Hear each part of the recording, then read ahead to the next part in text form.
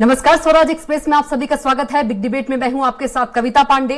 तो ओमकारेश्वर में ओमकार पर्वत पर स्थापित आदि गुरु शंकराचार्य की 108 फीट ऊंची प्रतिमा का सीएम शिवराज सिंह चौहान ने करीब 5000 साधु संतों की मौजूदगी में भव्य अनावरण किया और अद्वैत धाम का आधारशिला रखी। एकात्मकता का प्रतीक इस प्रतिमा को स्टैच्यू ऑफ वननेस का नाम दिया गया है। प्रतिमा में आदि शंकराचार्य जी बाल रूप में नजर आ रहे हैं। प्रतिमा का अनावरण करने के बाद सीएम शिवराज ने इसकी संतों के साथ परिक्रमा भी की। वहीं राजनीति के जानकार इसे बीजेपी का चुनाव से पहले हिंदुत्व कार्ड मानकर चल रहे हैं। तो वहीं हिंदुत्व कार्ड खेलने में कांग्रेस भी पीछे नहीं है और इसी पर एक छोटी सी रिपोर्ट देखेंगे, आगे इसी पर चर्चा करेंगे। मध्य प्रदेश इस वक्त चुनाव की दहलीज पर है। ऐसे में मध्य प्रदेश में सियासी पारा हाई है। रोज रोज नई नई घोषणाएं और वादे देखने को मिल रहे हैं, तो वहीं पुरानी घोषणाओं के उद्घाटन और अनावरण भी जमकर देखने को मिल रही है। कुछ इसी तरह का एक सियासी master stroke CM Shivraj Singh Chouhan की तरफ से देखने को मिला। जी हाँ, मध्य प्रदेश में तीर्थ नगरी ओमकारेश्वर में जगत गुरु आदि शंकराचार्य की 108 फीट ऊंची प्रतिमा स्टैच्यू ऑफ वननेस का अनावरण आज सीएम शिवराज सिंह चौहान के हाथों हुआ। यह पूरे दुनिया में शंकराचार्य की सबसे ऊंची प्रतिमा है। नर्मदा किनारे देश का चतुर्थ ज्योतिर्लिंग ओमकारेश्वर शंकराचार्य की दीक्षा स्थली है, जहां वे अपने गुरु गोविंद भगवत्पाद से मिले और यहीं 4 वर्ष रहकर उन्होंने विद्या अध्ययन किया। इस प्रतिमा के अनावरण के बाद कहीं न कहीं बीजेपी ने उज्जैन महाकाल में हुई घटना पर पर्दा डालने और डैमेज कंट्रोल के रूप में इसे देखा जा रहा है। तो वहीं शिवराज सिंह चौहान ने अनावरण के जरिए एक सियासी दांव भी चल दिया है, जो कि आने वाले चुनाव में देखने को मिल सकता है। खैर, पूर्व सीएम भी सियासी दांव चलने में पीछे नहीं है। जहां बीजेपी हमेशा से हार्ड हिंदुत्व के सहारे आम जनता में पैठ बनाने का खेल चलती रही है, तो वहीं कांग्रेस भी बीजेपी की राह पर है। जन आक्रोश यात्राओं की शुरुआत ही कांग्रेस नेताओं ने अंचल के सिद्ध मंदिरों में पूजन करके की है। जाहिर है कांग्रेस सनातन के रास्ते पर आहिस्ता आहिस्ता आगे बढ़ रही है। बहरहाल कांग्रेस की इस दांव से बीजेपी बेचैन है कि आखिर हमारे पिच पर कांग्रेस धुआंधार बल्लेबाजी कैसे कर पा रही है। खैर, कांग्रेस ने पिछले कुछ सालों में हर उस परसेप्शन को तोड़ने की कोशिश की है जो विरोधियों ने पब्लिक के बीच कांग्रेस के लिए बनाया था। वहीं शंकराचार्य की मूर्ति का अनावरण करके बीजेपी ने फिर से हिंदुत्व की राह की तरफ एक और कदम आगे बढ़ाया है। ऐसे में देखने वाली बात यह होगी कि आने वाले दिनों में शंकराचार्य के जरिए बीजेपी को आखिर कितना सियासी फायदा होता है। सलमान खान, स्वराज एक्सप्रेस, भोपाल। और इसी मुद्दे पर हम चर्चा करेंगे। ज्यादा चर्चा के लिए हमारे साथ खास मेहमान भी मौजूद है। शंकर लाल तिवारी जी बीजेपी प्रवक्ता हैं, रोहित यादव जी प्रदेश कांग्रेस प्रवक्ता हैं, आर.के. शुक्ला जी राजनीतिक विशेषज्ञ हैं। सबसे पहले कांग्रेस प्रवक्ता के पास चलेंगे, रोहित यादव जी के पास। रोहित जी, एक अद्भुत अलौकिक नजारे की बात करें ओमकारेश्वर में, किस तरह से देखते हैं? इसमें भी राजनीतिक स्टंट तो कांग्रेस को नजर नहीं आ रहा है?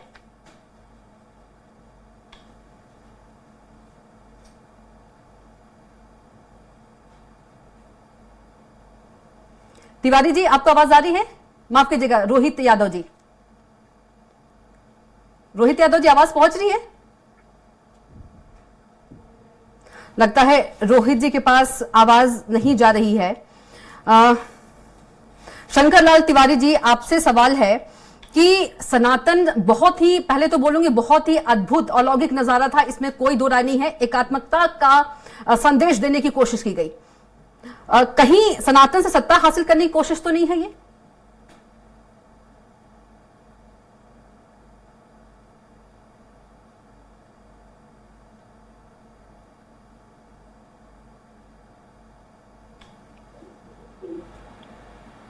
शंकर लाल जी, आपकी आवाज नहीं पहुंच पा रही है।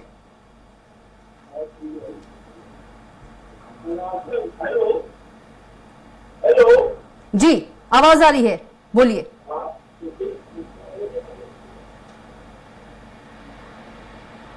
अपने आप में इतनी बड़ी बात है, किसी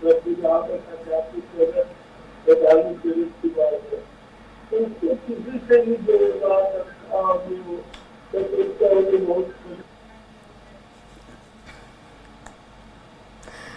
शंकर लाल तिवारी जी, आपकी आवाज नहीं आ रही है, तो हमारे साथ आर.के. शुक्ला जी भी मौजूद है। आर.के. शुक्ला जी, क्या कुछ कहेंगे इस 108 फीट ऊंची प्रतिमा और एकात्मकता का संदेश, दुनिया की सबसे ऊंची प्रतिमा, शिवराज सिंह चौहान कह रहे थे उनका सपना भी था ये। अनादिकाल से सनातन धर्म की देवी देवताओं और महापुरुषों शंकराचार्यों की मूर्तियों का अनावरण की प्रथा चली आ रही है जी। और इसमें कुछ भी गलत नहीं है। अब ये एक सियासी दाव क्यों माना जा रहा है या होना चाहिए, क्योंकि इसके लिए बीजेपी ने अपनी फ्रंट पिच, जो उनकी पिच है, हिंदुत्व की विचारधारा की जो उनकी पिच है, वो पूरी तरीके से खुलकर आगे खेलने लगे हैं जी। और ये बात भी सही है कि ये किसी भी हमारे देशवासियों से ये बात छुपी नहीं है, क्योंकि बीजेपी अपने घोषणा पत्र में पहले से इस टाइप की चीजों का वो पहले से प्रचार प्रसार करती आ रही है। अब इसके लिए हम सियासत के रूप से क्यों देख रहे हैं, क्योंकि चूंकि वर्तमान में चुनावी साल है, 2023 में विधानसभा चुनाव है, 2024 में लोकसभा चुनाव है और चूंकि हमारे देश का एक परसेप्शन या हिंदुत्व की विचारधारा अभी प्रबल रूप से बह रही है, इसमें कोई दो मत नहीं है। ये पिछले कई सालों से चला आ रहा था, जो अब मुझे लगता है कि अपने प्रचंड रूप में रूप धारण कर चुकी है। और इस टाइप के जो इवेंट होते हैं या जो कार्यक्रम होते हैं, धार्मिक कार्यक्रम होते हैं, इनसे निश्चित रूप से मतदाताओं का एक परसेप्शन उस पर्टिकुलर पार्टी के प्रति झुकाव होता है जी। और यही कांग्रेस के लिए सबसे चिंता का विषय है। अब क्योंकि कांग्रेस भी इस चीज को इन समझ रही है कि हम ज्यादा समय तक इस मूल विचारधारा से दूर नहीं रह सकते, तो धीरे धीरे करके वो भी इस पिच का इस्तेमाल कर रही है। अभी आपने देखा कुछ दिन पहले छिंदवाड़ा में उन्होंने रामकथा का आयोजन करवाया। इसके पूर्व पंडित धीरेन्द्र शास्त्री जी की उन्होंने कथा का आयोजन करवाया। अभी जैसे आपने बताया कि आक्रोश जो रैलियों का की शुरुआत हो रही है, वो जहां भी जो जिस क्षेत्र में है, वहां के जो भी प्रमुख धार्मिक स्थल हैं, वहां पे जाके वो लोग शुरुआत कर रहे हैं। मतलब कांग्रेस भी प्रत्यक्ष या अप्रत्यक्ष रूप से उसी पिच का इस्तेमाल कर रही मतलब है। हिंदुत्व का एजेंडा जो है वो भी कांग्रेस अब चूक नहीं रही है, बिल्कुल ले रही है। और ये बात भी बिल्कुल सत्य है कि अगर सत्ता में आना है, बीजेपी हो, कांग्रेस हो या कोई और भी पार्टी हो, तो एक सबसे बड़ा जो हमारे प्रदेश का वोटर है उसको आप अवॉइड नहीं कर सकते। ठीक है। रोहित तिवारी जी, ओमकारेश्वर में एक अद्भुत, एक अलौकिक नजारा देखने को मिला। जगत गुरु आदि शंकराचार्य जी का 108 फीट ऊंची प्रतिमा का और शांति और एकता का संदेश के साथ क्या कुछ कहेंगे?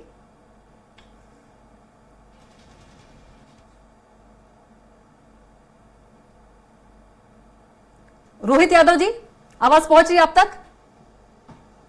हाँ जी, नमस्कार जी नमस्कार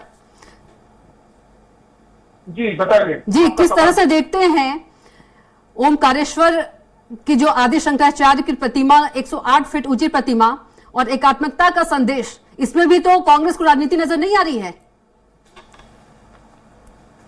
देखिए, मैं आपको एक बात कहूँ, सच्चाई तो ये है कि हम सबके लिए गर्व की बात है जी। आदि गुरु शंकराचार्य जी मध्य प्रदेश के ओमकारेश्वर में रहे। 8 वर्ष की आयु से लेकर 12 वर्ष तक की आयु पर यहाँ पर उनको उनके गुरु मिले।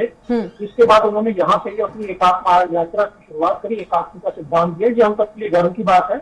और मैं शिवराज सरकार को इस बात के लिए साधुवाद भी देता हूँ, उन्होंने ये अच्छा काम किया। मगर सच्चाई मैं उनसे पूछना चाहता हूँ, क्या सिर्फ आदि शंकराचार्य जी की मूर्ति बना देने से उनका काम पूरा हो गया है? या उनके द्वारा दी गई शिक्षा, जो कि एकात्म का संदेश उन्होंने दिया था कि हर जीव में वो ईश्वर को देखते हैं, उसको उन्होंने कुछ पालन किया है? मैं आपको सही बताऊं, भाजपा जो है ये गरीबों की, पिछड़ों की, आदिवासियों की, दलितों में बहुत अंतर करती है और उनका लगातार शोषण कर रही है। तो ये लोग सिर्फ दिखावटी, बनावटी, मिलावटी और सजावटी राजनीति है, भाजपा वही करती आ रही है। ये 4 भाजपा के तरीके हैं जिससे ये इन प्रकार चुनाव जीतती है, लोगों के बीच में वैमनस्यता फैलाती है। अगर आप देखने जाए तो इनके जो प्रदेश से लेकर राष्ट्रीय स्तर तक की रणनीति है, तो सारी रणनीतियों में लोगों को डिवाइड एंड रूल की पॉलिसी है। मुझे बड़ा अफसोस के साथ ये कहना पड़ता है कि आदि शंकराचार्य जी ने 4 मठों की स्थापना करी थी, अगर हम भारत के चारों कोनों को देखें, इन्होंने इन चारों कोनों को तोड़कर अलग करने के लिए सारी भरसक प्रयास कर लिए हैं। चाहे आप नॉर्थ ईस्ट का पोर्शन देख लें, चाहे आप पश्चिम बंगाल देख लें, चाहे उत्तर का हिस्सा देख लें, चाहे दक्षिण का हिस्सा देख लें, इन चारों कोनों पे भाजपा ने किसी न किसी तरह से भारतीयों के बीच में विवाद खड़ा करने की कोशिश की है। मैं तो ये मानता हूँ कि ये सिर्फ राजनीति कर रहे हैं, ये देश को तोड़ने की राजनीति कर रहे हैं अपने स्वार्थ को सिद्ध करने के लिए। इसमें सिर्फ और सिर्फ राजनीति है। ये लोग सांकेतिक राजनीति करते हैं, चाहे वो स्टैच्यू ऑफ यूनिटी हो या आदि शंकराचार्य जी का हो। तो इसमें भी आप इसे भी आप राजनीति मान रहे हैं? अगर सिद्धांतों का लेना देना होता रोहित यादव जी, ये गरीबों पर, दलितों पर, आदिवासियों पर अप्रत्यक्ष नहीं कर रहे हो, इसे भी आप राजनीति मान रहे हैं? जी हाँ, ये 100% राजनीति है। शुद्ध राजनीति के अलावा कुछ नहीं है, वोट बैंक की राजनीति है ये। शंकर लाल तिवारी जी, रोहित यादव जी बोल रहे हैं कि वोट बैंक की राजनीति है, ये विधानसभा चुनाव है इसलिए।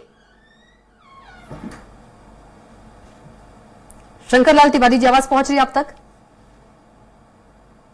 पहुंच रही क्या? जी, राजनीति नजर आ रही है जी, मुझे आ रही है आवाज।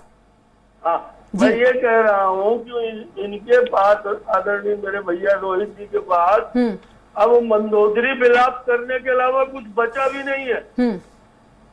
कहीं से भी एक विघ्न संतोषी का रोल, एक सशक्त विपक्ष की भूमिका जो निभानी चाहिए वो कांग्रेस निभा नहीं पाई।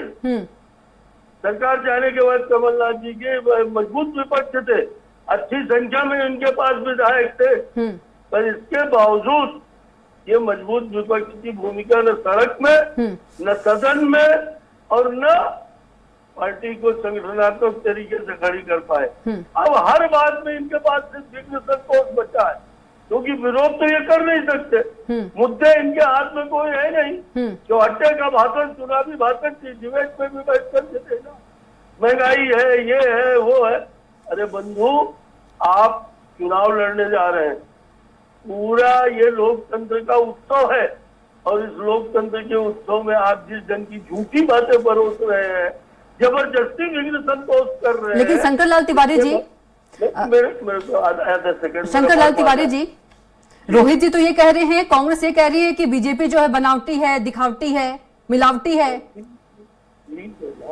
अगर रोहित जी का कुछ कहने से कोई सुनता होता तो मध्य प्रदेश हो चाहे देश को कांग्रेस की स्थिति नहीं होती। रोहित जी तो हमारे साथी है, कार्यकर्ता है, पार्टी के नेता है, और दिल्ली वालों की कोई नहीं सुन रहा है, कांग्रेस के अंदर लोग नहीं सुन पा रहे ठीक से। और इस नाते मैं ये कह रहा था कि आप शंकराचार्य जी के आज का जो एक ऐतिहासिक आध्यात्मिक दृष्टि से, आध्यात्मिक जगत में आज के क्षण ऐतिहासिक क्षण है, जिस समय मध्य प्रदेश की नर्मदा, हर नर्मदे की धरती में उज्जैन के समीप, लेकिन शंकरलाल तिवारी जी, ऐतिहासिक क्षण में भी कांग्रेस को सियासी नजर आ रहा है। आप बोलने देंगे जी जी, बोलिए बोलिए अपनी बात जी। बिल्कुल, सच में मैं अभिभूत हूँ, मेरी बहन, मैं प्रणाम करता हूँ, आपको भी बधाई देता हूँ कि मेरे मध्य प्रदेश के अंदर और आदिगुरु शंकराचार्य जी का और एक इतनी बड़ी मूर्ति, उनके विचारों की दृष्टि से अभी वहाँ पर और भी तमाम काम होने वाले हैं, जिसमें विद्यार्थी तमाम प्रकार के उनके मार्गदर्शन पे शोध करेंगे।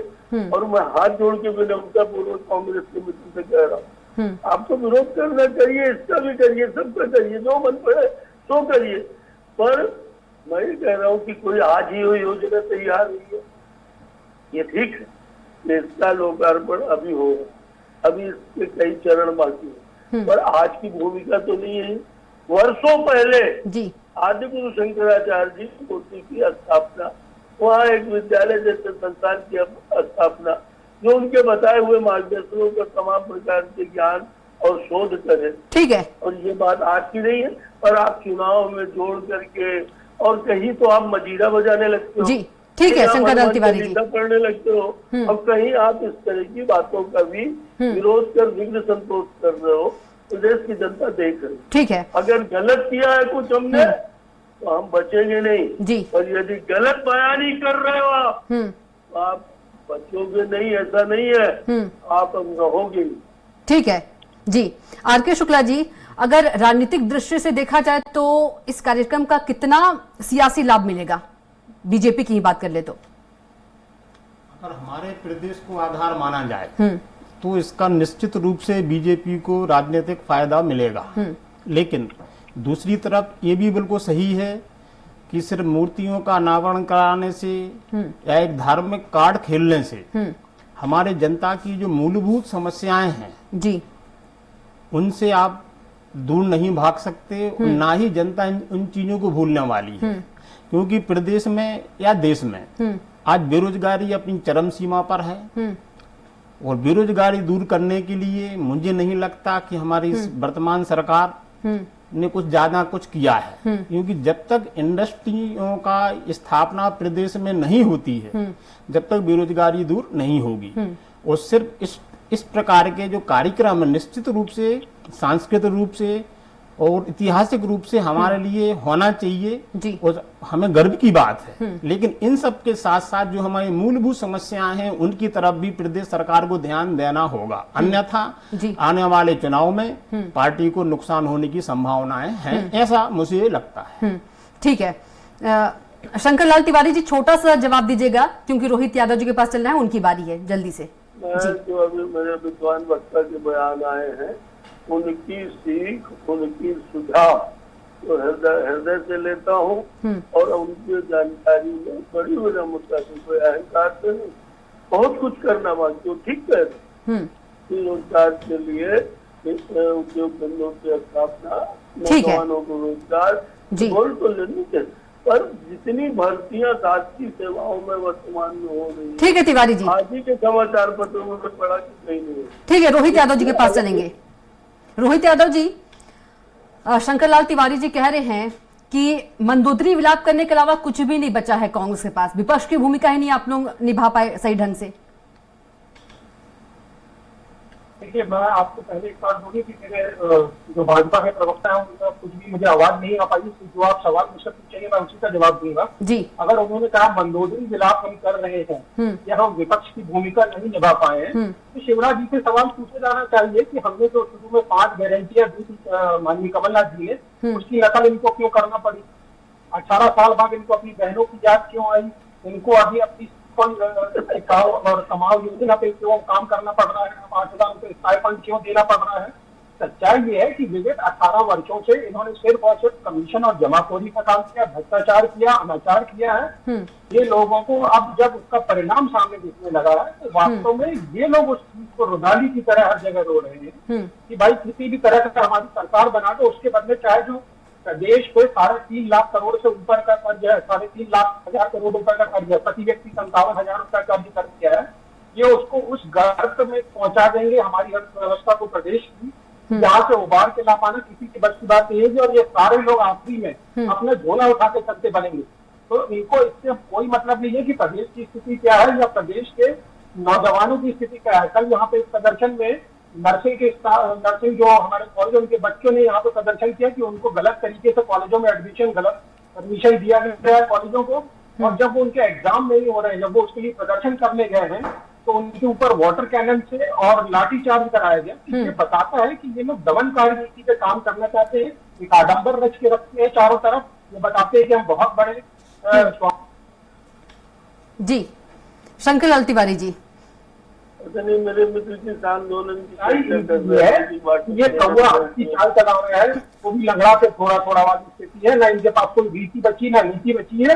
ये अंदर से खोखले हो चुके हैं 18 सालों में, इनके पास एक भी अपनी स्वयं की कोई योजना नहीं बची थी, इसलिए इन्होंने सिर्फ और सिर्फ नकल करी है कांग्रेस की, मगर नकल के लिए अकल की आवश्यकता शंकर लाल तिवारी जी लगाई नहीं जी। रोहित यादव जी कह रहे हैं कि ना बीजेपी के पास रीति बची है ना नीति बची है, खोखले हो चुके हैं, रोहित यादव जी कह रहे हैं।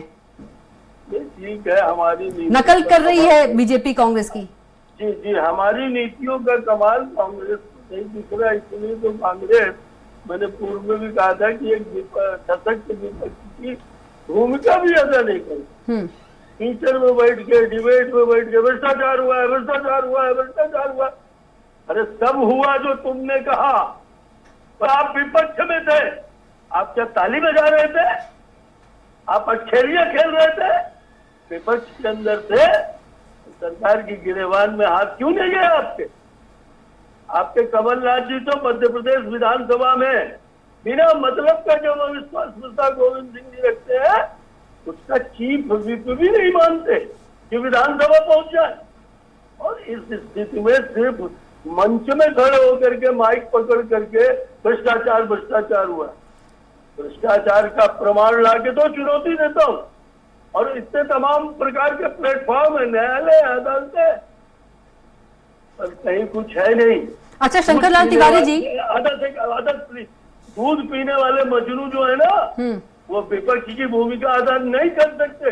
कांग्रेस को दूध पीने वाले मजनू की फौज बन गई, कार्यकर्ताओं का नेटवर्क है नहीं। और सरकार के जन कल्याणकारी कार्यक्रम जो है ना, उनने आपको अब गांव गमन गली में बैठने की जगह भी नहीं बची है। ठीक है, आप करते रहिए विरोध, पर एक एक व्यक्ति लाभान्वित है मध्य ठीक है, प्रदेश की जनता, ठीक है, मध्य प्रदेश की भाजपा सरकार। ठीक है तिवारी जी, आरके शुक्ला जी के पास चलेंगे। आरके शुक्ला जी, क्या आपको लगता है दोनों ही पार्टी जो है वो सनातन की ओर चल पड़ी है? दोनों ही जो पार्टी है वो हिंदुत्व कार्ड खेल रही है और इस हिंदुत्व कार्ड से सत्ता हासिल करना चाह रही है?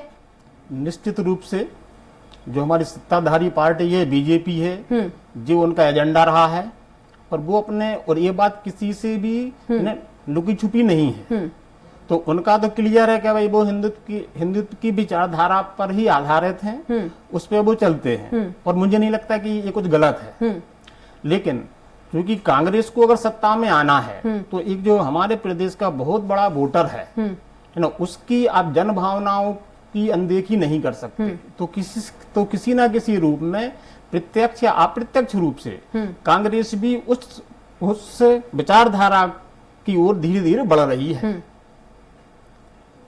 जी रोहित यादव जी, क्या कांग्रेस भी हिंदुत्व की विचारधारा की ओर बढ़ रही है? क्योंकि विधानसभा चुनाव भी करीब है। अगर हम आयोजन देखें कमलनाथ जी के ही, तो धार्मिक आयोजन, देखिए कमलनाथ जी के या किसी के भी धार्मिक आयोजन में कहीं भी कोई धार्मिक उन्माद आपको देखने को नहीं मिलेगा। किसी के प्रति द्वेष नहीं मिलेगा, किसी और भी धर्म या संप्रदाय के प्रति आपको भड़काऊ भाषण या किसी और के प्रति ऐसा कोई नकारात्मक भाव नहीं मिलता। हम सभी धर्मों को बराबर सम्मान करते हैं। धर्म जो है ये आस्था बहुत निजी विषय है, ये राजनीति में हमने इसको कभी ना मिलाया है, ना हम कभी मिलाएंगे।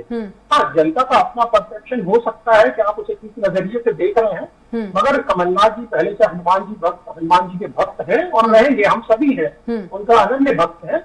मगर हमने उसको कभी शो ऑफ का विषय नहीं बनाया, हमने उसको कभी वोट कैश कराने के लिए नहीं रखा है। ये बात भाजपा ने हमेशा से करी, चाहे वो इनकी रथ यात्रा हो, चाहे वो इनका राम जन्मभूमि पे चढ़ाया गया आंदोलन हो, तो क्या रोहित जी, नया वाराणसी में खड़ा जी रोहित जी, बसेरा हो, ये सारा कुछ रोहित जी, चुनावी एजेंडा। तो क्या बीजेपी जो है वो धर्म को वोट बैंक बना के रखी है? जी हाँ, तो पूरी पार्टी का जो आधार है वो सिर्फ और सिर्फ धर्म की राजनीति करने का है।